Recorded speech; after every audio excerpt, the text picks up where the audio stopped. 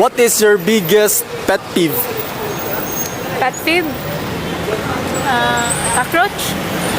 Pet peeve. Yes, cockroach.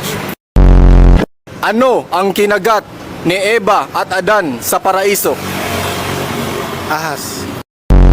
Bakit tinaguriang ilaw ng tahanan ang mga nanay? Kasi sila yung tagabayad ng kuryente. Ano ang huling sinabi ni Rizal bago siya binaril? I shall return. Kung krimen ang maging gwapo, ilang years kang makukulong? Forever. Boss, totoo nga bang nakakapangit ang paglalasing? Hindi ako naniniwala dyan. Kasi meron namang iba dyan na hindi umiinom pero pangit pa rin.